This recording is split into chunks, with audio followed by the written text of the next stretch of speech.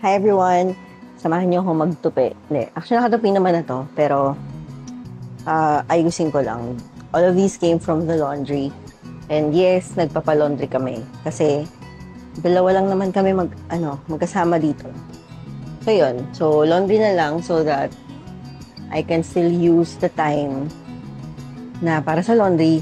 I can do it I can use it for other things. So, yun.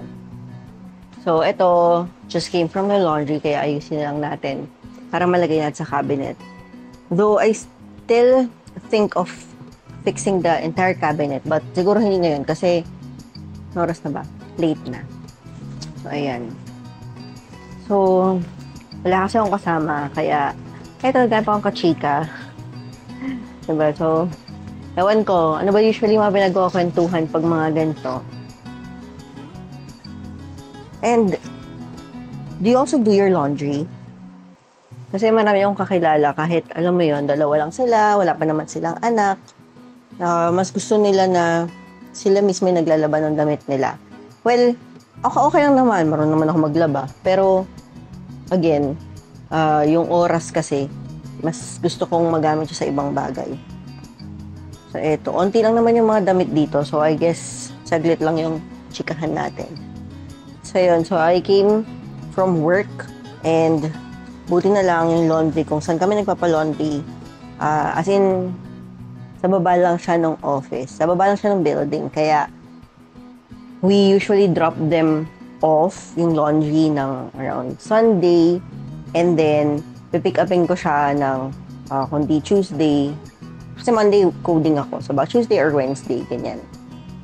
Saka kung masyadong marami, minsan matagal siyang mabalik. So, ayun.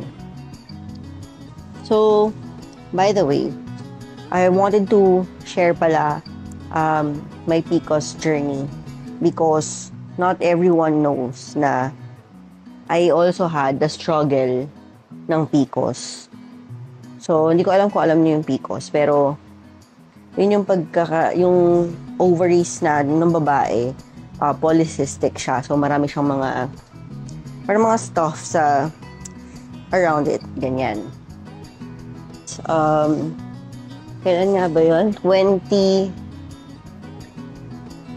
Late 2016. Yeah.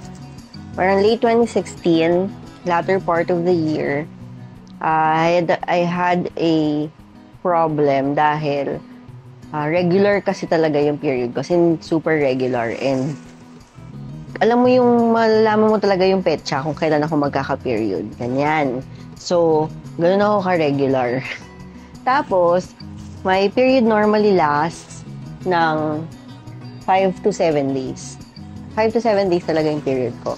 So, again, it's regular and yung 5 to 7 days, sometimes kasi nauurong siya. Or, pag super lakas, I don't know why. Kaya so, naglala siya ng 7 days. Or talagang hanggang sa pinakadulong-dulong bahid, ganyan. But, it never goes na parang hindi siya nag-exceed ng 7 days. So, nung latter part ng 2016, mga around December na nga yun eh. December. So, yung period ko ng December, that's supposed to last na 5 to 7 days. So, di ba kapag kasi, hindi ko alam pero like ako, pag may period ako, so palit-palit ka lang ng napkin, di ba? So, sorry if may nanonood ba na ayaw ng too much information, but hindi ko ma-imagine kung paano ko to ikukwento nang hindi ko yun sinasabi. So, going back. So, ayan. So, magpapalit ako ng napkin sa CR, ganyan. So, daily lang siya, hindi ko na napapansin. Ang tagal na pala nung period ko. And, nung tinignan ko, parang iniisip kong maigi, bakit parang ang tagal kong may period? Bakit lagi ako nagpapalit ng napkin? Ganyan. So, ba't lagi ako suot ng napkin so papalit?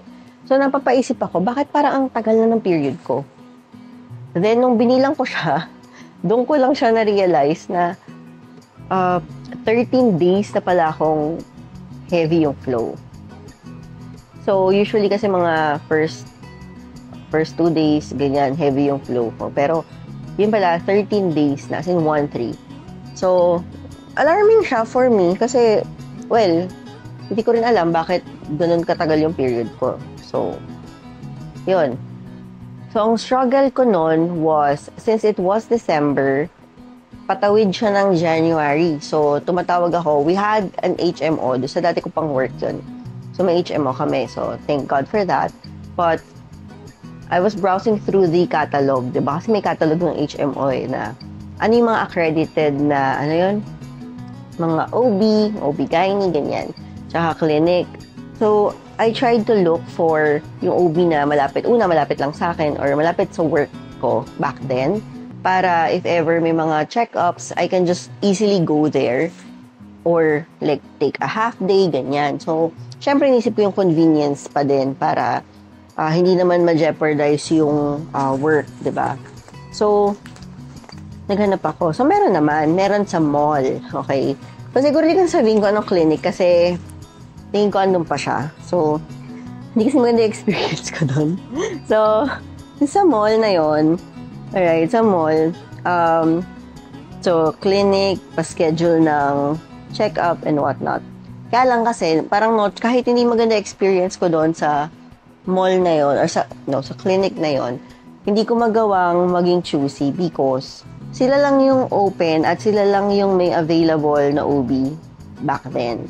Dahil apparently, lahat ng mga OB na naka-accredit sa HMO na yon back then, mga nagbakasyon na. So, hindi ko naman sila masisisi, diba? So, hindi ko naman masabi na, ano ba, wrong timing naman yung problema ko sa matres, ganyan. So, well, kailangan ko lang tiyagain. And actually, may ninang naman ako na OB. So, pero ano na siya, retired na from the practice but doing consulting, parang ganyan. So, yun. So, nagpa-check na lang ako. Pa-check up ako kahit mas matagal pa yung pag-iintay ko kaysa sa consulting ng OB na yon at masungit pa siya. I still needed the information. So, well, nagtanong pa rin ako sa kanya at sinaga ko naman makinig at magpabalik-balik. So, where was I? So that was late 2016, patawid ng 2017. Then, nagpa-check up ako. Yung unang ultrasound ko, ang pinaka-result was yung, inaalala ko maigi. But, yung left ovary ko, it has 27 na polyps surrounding it, while my right has around 18 polyps surrounding it. So, ang dami, di ba? So, hindi talaga acceptable yung ganung karami na polyps, no, around your ovaries. And, again, kahit masungit yung OB, pinag-explain ko pa rin siya na anong ibig sabihin nun. And, I actually didn't know about PCOS or PCOS back then, not until nangyari nga sa akin. So, she explained naman na ang polyps pala, ang PCOS pala is, prone naman pala lahat ng babae sa PCOS. So, what does it mean? So, lahat daw ng babae may tendency magkaroon ng PCOS because we all have ovaries, right? And for the female, okay? And then, sa ovaries, meron pala talagang polyps. Well, hindi ko na tinanong bakit nagkaka-polyps bakit normal mayroong polyps. But, meron palang considerable quantity na number of polyps na considered as normal. So, mga parang less than 10. Less than 10, I'm not entirely sure. Hindi ako OB, but ito yung sinabi niya sa akin.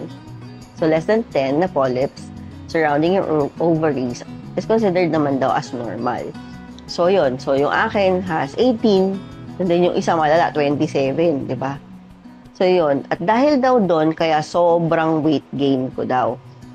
Actually, nagka-weight gain ako after. So, yun. After knowing. Pero, dahil doon, nagreseta siya ng birth control pills. Well, una, hindi ko alam na nire-reseta pala yon. Okay? Kasi dati, bumibili lang ako over the counter. But, matagal na akong hindi gumamit nun. So, nung nagkaroon ako ng PCOS, I had to take birth control pills pala ulit. But, it's also my first time to know yung ganong klaseng BCP. So, ang nireseta niya sa akin was, Yaz. Yung Yaz na brand. Yeah. Una, mahal. Ang mahal nung isang banig niya. Okay. Pangalawa, I know na iba-iba yung effect ng birth control pills sa bawat babae. Kaya hindi ko masabing kung ano yung naging effect sa akin is yun din na magiging effect sa'yo. So, yung nangyari sa akin, super weight gain. As in, super duper weight gain. Kasi alam ko hiyangan yun. Pero yun, sobrang weight gain. Kahit hindi ako yung malakas kumain ng rice or kahit hindi ako malakas kumain, parang nagre-retain lang talaga siya ng water and ng weight. Yeah. And then, again, for the weight gain, iba pa yung weight gain, iba pa yung feeling ko na super emotional ko. Sobrang emotional ko. Well, if you know me, hindi ako yung mabilis mapikon kasi malakas ako mang-asar. Okay? So, adhikain ko sa buhay yan. So, kung malakas ako mang-asar, dapat ako mismo, hindi ako mabilis mapikon. So, hindi ako mabilis mapikon, hindi ako mabilis maapektuhan sa kahit anong sinasabi ng mga tao. Most of the time, deadma lang ako. But back then, nung talagang the birth control pills was kicking in, talagang sobrang emotional ko. And people will notice me na, "Uy, Liza, sobrang taba mo. Bakit ganyan? Magpapayat ka, bla bla bla, bla bla bla." Parang ako, kasalanan ko ba? Tapos parang iiyak ako, parang deep inside, para akong inuusig, ganon. So, parang, hindi ko naman kasalanan kung tumataba ako. Hindi na ako makain ganyan-ganyan. So, super defensive. At the same time, I really didn't like the feeling. But, on the good side of what happened dun sa Yaz na yon was super kinis ko naman. So, ang taba ko. Imagine mo, ang taba ko. Pero sobrang kinis mo. Wala akong pimple and whatnot. So, well, maganda naman dinulot sa skin ko. So, yun. But then, yung unang reseta niya sa akin was 6 months. Yes, 6 months na Yaz. So, yun. So, I took it. Then, after 6 months, check up. So, check up daw ako. O, sige. After 6 months, nagpa-check up ako. Ay, mali ako. Okay. So, hindi pala 6 months. Unang reseta niya was 3 months. Ayan, 3 months. Then, after 3 months, nagpa-check up ako. Ang maganda lang sa check up ko was, nung check up ko na yon, ang left side ko, na nung una ay 27, naging 18. Mga ganong number, 18, 19. So, malaki yung na-decrease. So, that's a good thing. Next, my right ovary, na dating 18, naging 13. Yan. So, naging 13 siya. So, nakita ng OB na effective yung Yaz. So, sabi niya sa akin, continue ko pa daw for another 3 months. So, yun, naalala ko na, kaya siya 6 months. So, another 3 months. So, I did. Kahit emotionally, wrecked. So, there's a constant roller coaster for that. So, yun. So, tinuloy ko pa din. So, another 3 months. So, it went on for the 6th month. Nagpa-check up ako ulit. So, for the last check-up na nung 6th month, ang sabi, hindi pa pala last yun. Ang sabi, nabawasan. Nabawasan naman talaga. Considerably, nabawasan siya ng malaki. Then, sabi niya, hindi pa siya normal. So, nababawasan siya. Nakikita ko rin naman yung results ng ultrasound. So, nababawasan talaga siya. Then, sabi, sige, another 3 months.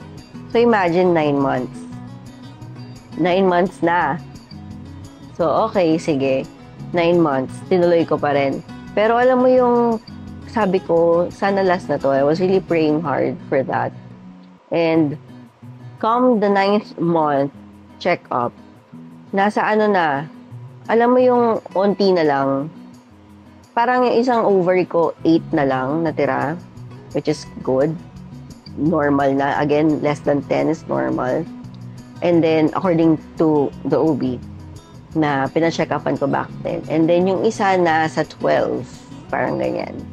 So, yung isang ovary, meron pa. So, 12, hindi pa siya cleared. Pero yung isa, 8 na. So, alam mo, sabi ng OB, another 3 months daw. Girl, ayoko na talaga. As hindi ko na talaga kaya. Naiiyak na ako. Habang sinasabi niya yun, naiiyak ako. Sabi ko, Dok, wala ba talagang alternative na na pills? Hindi ko talaga kaya yung Yas. Parang, ang bigat niya sa pakiramdam, ang bigat niya sa feeling ko, nahihilo ko tuwing morning, mga ganyan-ganyan. Sabi niya, kasi effective sa'yo sayang naman, para tuloy-tuloyin natin. But then, ayun nga, hindi na ako nag-take pa ng 3 months pa na Yas, no? So, sabi nga nila, you just have to lose weight, blah, blah, blah. But then, exercise. But then, I tell you, kapag nandun ka sa point na nagpipills ka, tapos ganun yung effect sa'yo ng pills that you're retaining water, you're retaining the weight, di ba nakakaiyak? Sobrang nakakaiyak kasi wala kang magawa. Tapos, gusto mo lang sumunod kasi gusto mo nang matapos lahat-lahat. Ngayon yung feeling ko back then. So, yun. So, what happened next? So, dahil 9th month, so, balik na tayo sa pa-end na ulit yun, di ba? Pa-end na ulit siya ng 2017. So, kapag nakita niyo yung mga pictures ko, sobrang taba ako. 2017, nako, dahil may PCOS ako noon. At ginagamot ko siya ng mga panahon yun. So, yun. So, pa-end na ulit ng 2017, I stopped na with the pills. And then, I really just prayed hard na, Lord, bahala ka na. Lord, sa'yo na to. Ikaw na. Ayoko na. Hindi ko talaga kaya. So, 2017 was also the time na I really had to depend on the Lord na sana ma-heal na niya ako.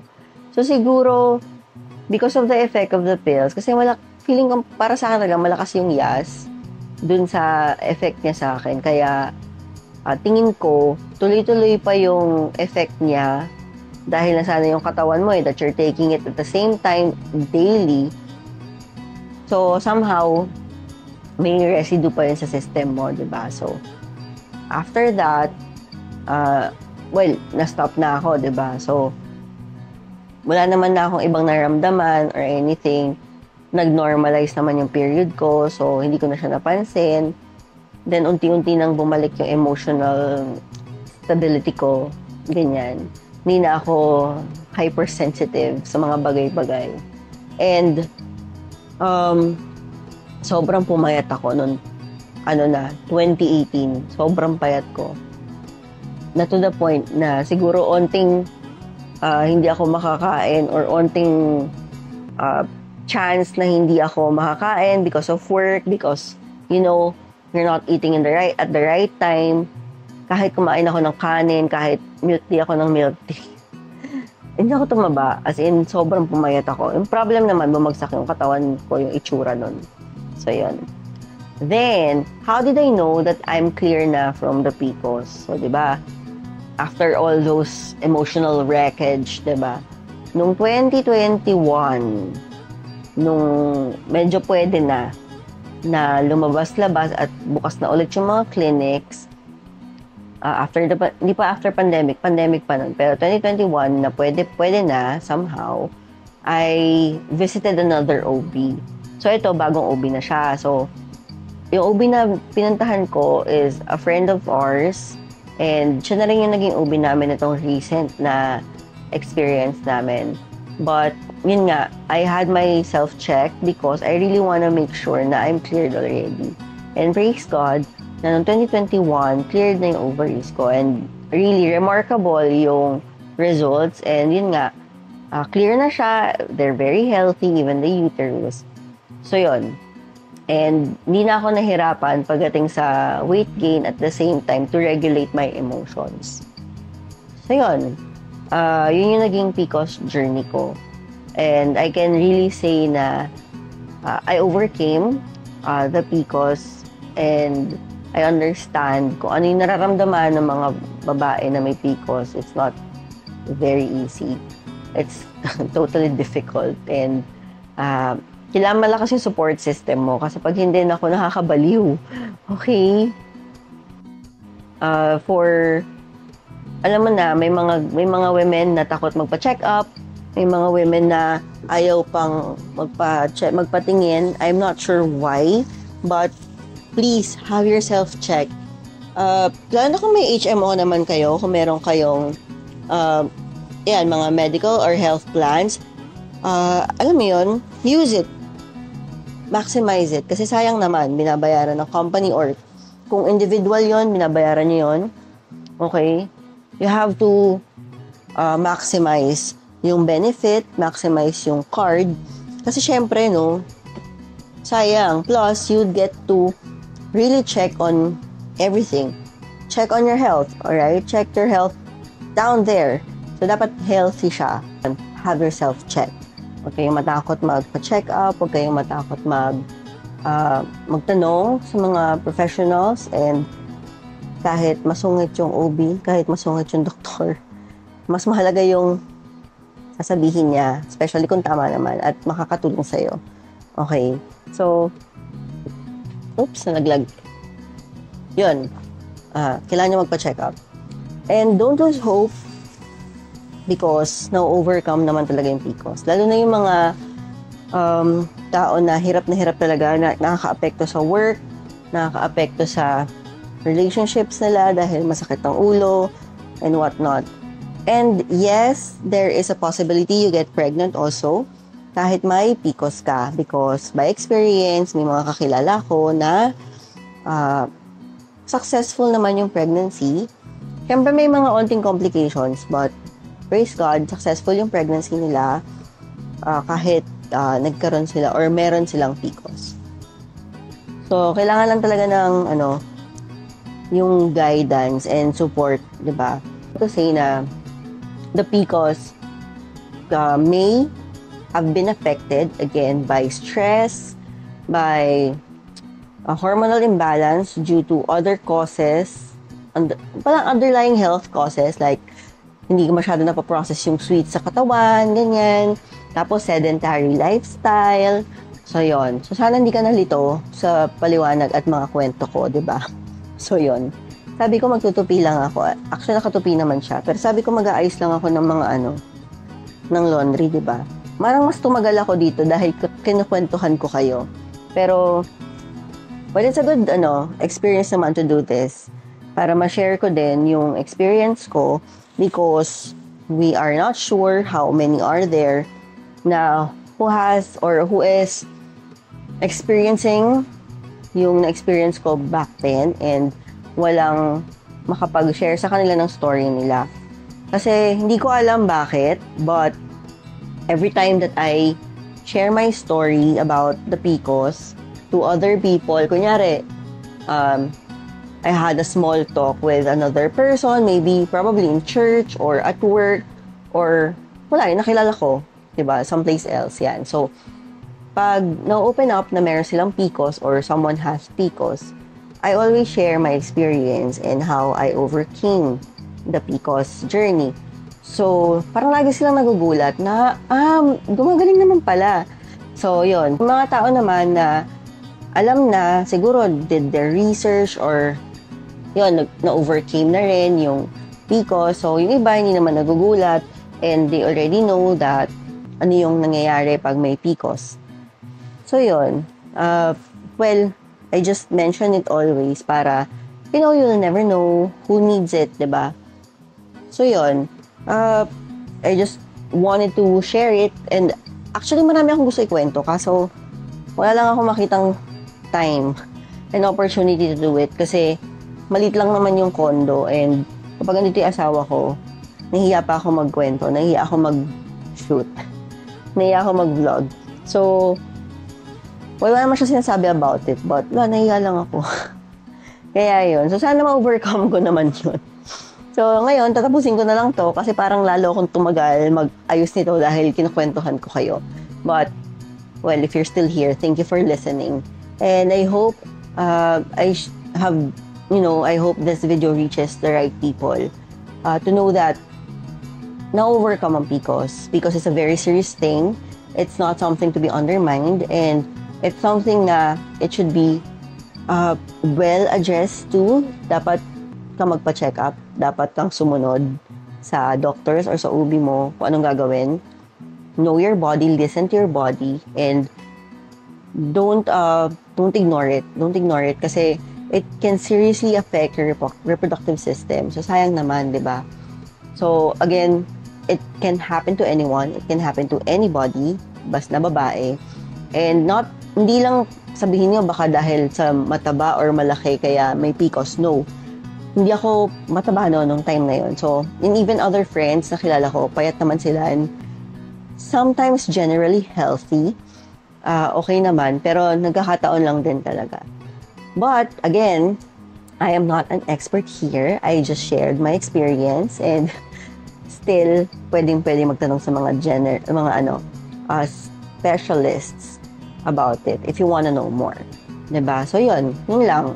Just wanted to share my experience and I hope this message gets to the right people. So, yun.